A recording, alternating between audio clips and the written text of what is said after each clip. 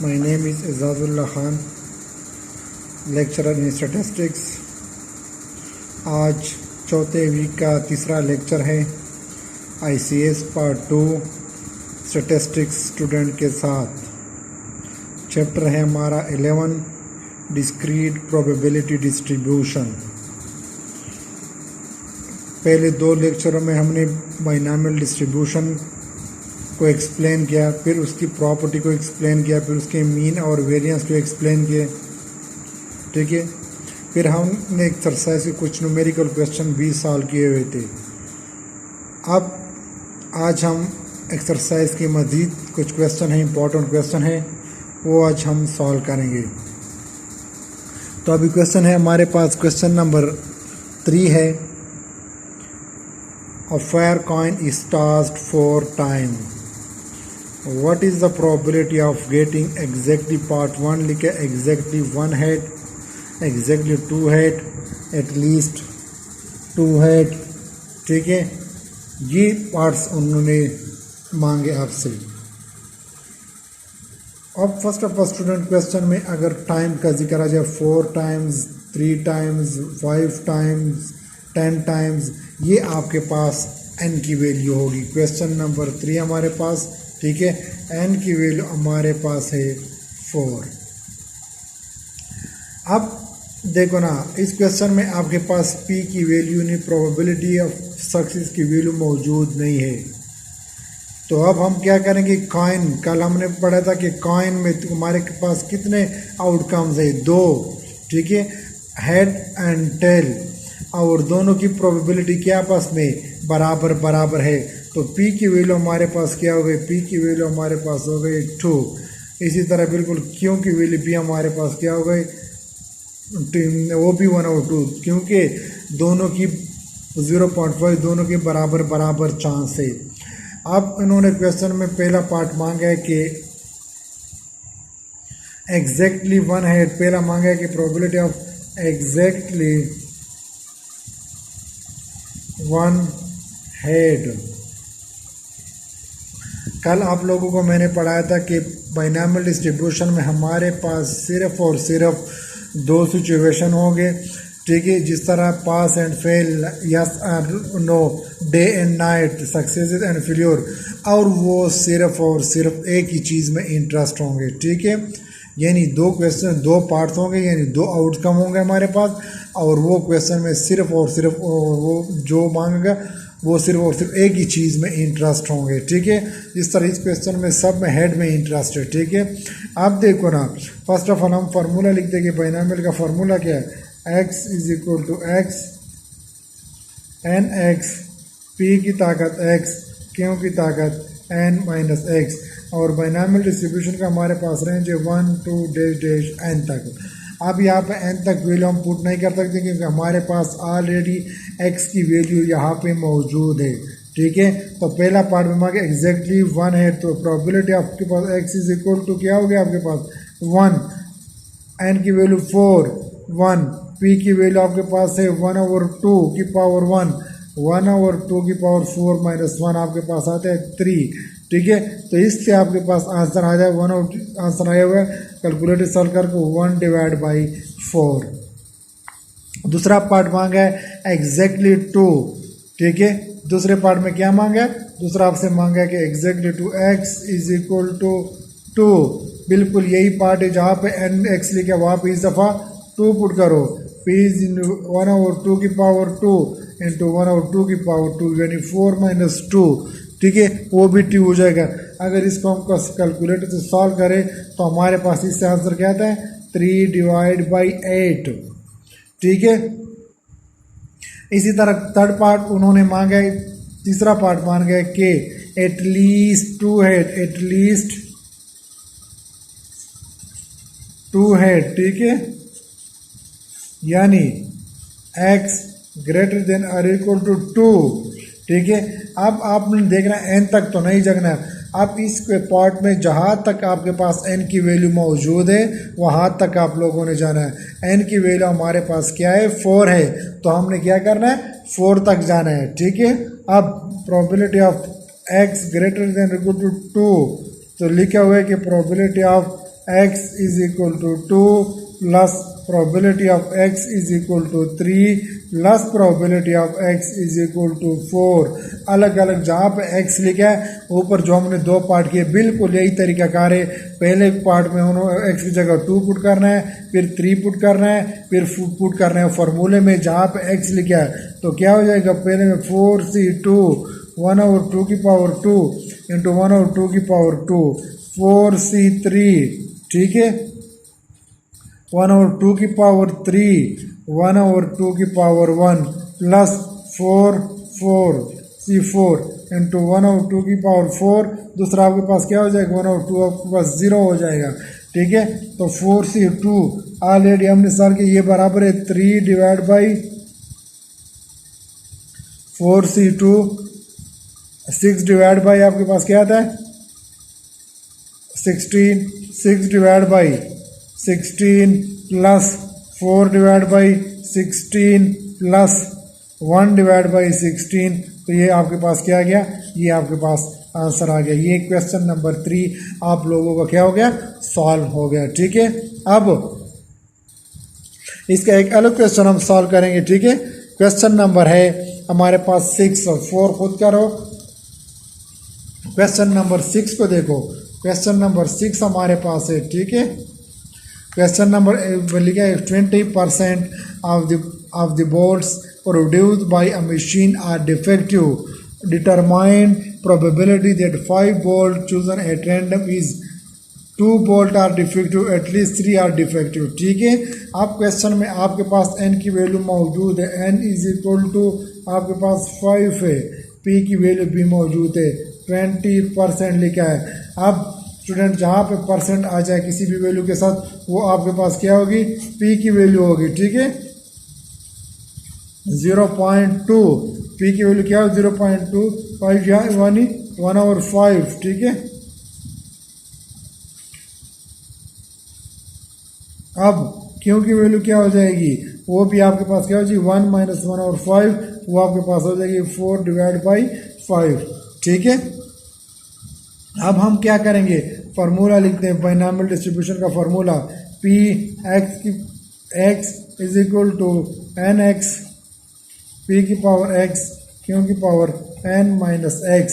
Binomial का range है 0 to n, ठीक है। ये भी याद रखना, ऑब्जेक्टिव में आ सकता है कि बाइनॉमियल डिस्ट्रीब्यूशन का रेंज क्या है, मीन क्या है, वेरिएंस क्या है, स्टैंडर्ड डिविएशन क्या है। ये आप लोगों को कल मैंने बताया था कि बाइनॉमियल डिस्ट्रीब्यूशन का रेंज है 0 to n, मीन बराबर है बाइनॉमियल NP।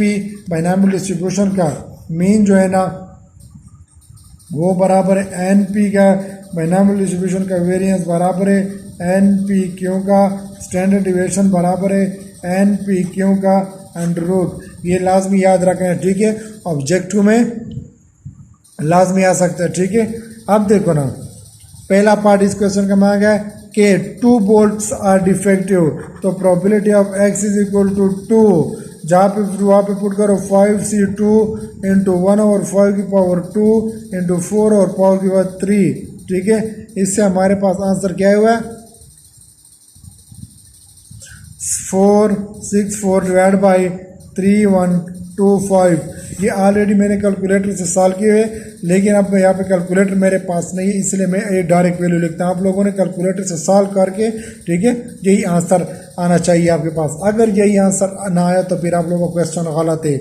दूसरा पार्ट मांगा है at least 3 are defective x greater than or equal to 3, तो क्या हो जाएगी, जहाँ तक n है वहाँ तक जाना, x is equal to 3 plus probability of x is equal to 4। तो बाइनॉमियल का जो फार्मूला है वहाँ पे पहले आप लोगों ने 3 पुट करना है, फिर x इज इक्वल टू क्या है 5, पहले x की वैल्यू 3 पुट करना है 5c3, ठीक है, 1 डिवाइड बाई 5 की पावर 3, 4 डिवाइड बाई पावर की पावर 2 प्लस 5c4, ठीक है, 1/5 की पावर 4, ठीक है, 4 डिवाइड बाई 5 की पावर 1 प्लस 5c5, ठीक है, 1 डिवाइड बाई 5 की पावर 5, दूसरे के पास आपके पास 4 डिवाइड बाई 5 के पास आज पावर। तो इसको जब हम कैलकुलेट करें तो हमारे पास क्या आंसर आया हुआ है 181 डिवाइड बाई 3125। ये आप लोगों के पास क्वेश्चन नंबर 6 हो गया। कौन सा हो गया? Question number 6। अब चलो चलते और भी क्वेश्चनों की तरफ। जो मेन क्वेश्चन है वो, अगर जो क्वेश्चन आपस में बराबर है ना, फिर आप लोग ये खुद कर सकते हो, ठीक है। इंशाल्लाह किसी को कोई मसला नहीं होगा। क्वेश्चन नंबर है हमारे पास, क्वेश्चन नंबर है 10। Question number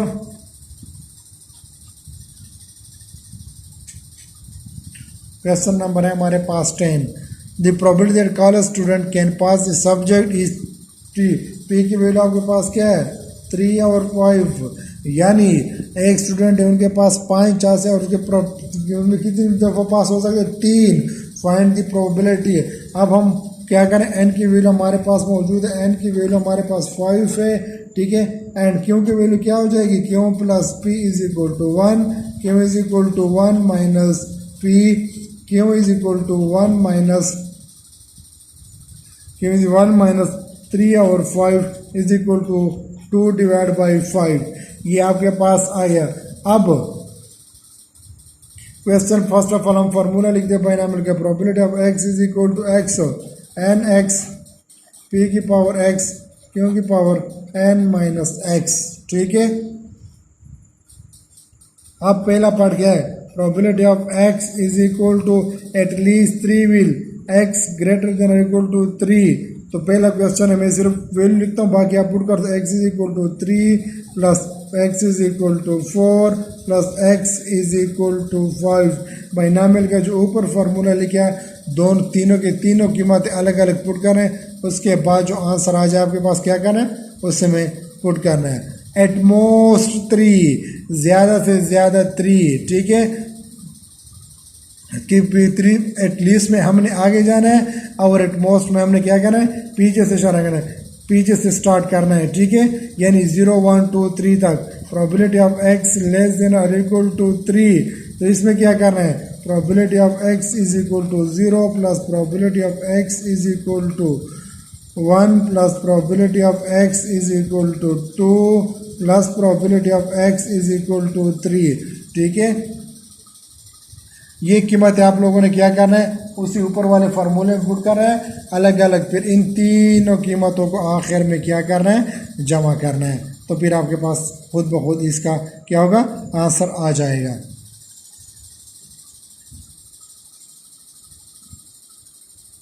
question number 11 student, question number 11 को देखो।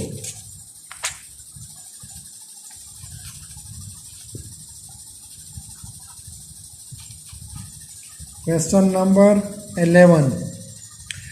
The experience of a birth at maternity hospital over a long period of time indicate that the babies born are boys and girls in equal number. If in particular weeks 8 pregnant women are admitted to the hospital, determine the probability that there will be equal number of boys and girls. There will be at least 7 girls, ठीक है। अब देखो ना, ये वही भी coin की situation है। जब हम कॉइन को टॉस करते तो या हेड आएगा या टेल आएगा, दोनों की क्या है? बराबर बराबर प्रोबेबिलिटी है, चांस है। 1 डिवाइड बाई 2 1/2 या 0.5 0.5। बिल्कुल इसी तरह जब एक पैदाइश होती है तो या मेल या बच्चा या बच्ची, यानी मेल या फीमेल, तो दोनों की प्रोबेबिलिटी हमारे पास क्या है? 1/2। क्यों इज इक्वल टू, वो भी आपके पास क्या है? 1/2। एन की वैल्यू हमारे पास क्या है? 8, ठीक है। एक्स की वैल्यू नीचे मौजूद है। तो फर्स्ट ऑफ ऑल हम क्या करेंगे? फार्मूला लिखेंगे एन एक्स पी की पावर एक्स क्यू की power n minus x, binomial का फार्मूला जो है ना, ठीक है। अब हम क्या करेंगे? अलग अलग कीमत। पहला पार्ट मांगा है क्वेश्चन का के there will be equal number of 8 में से 4 मेल और 4 वुमेन।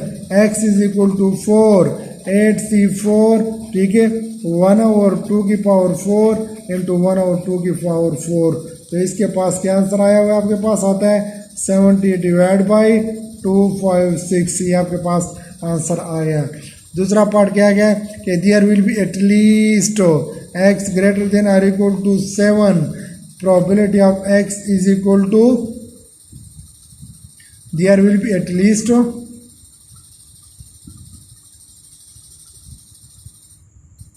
7 girls.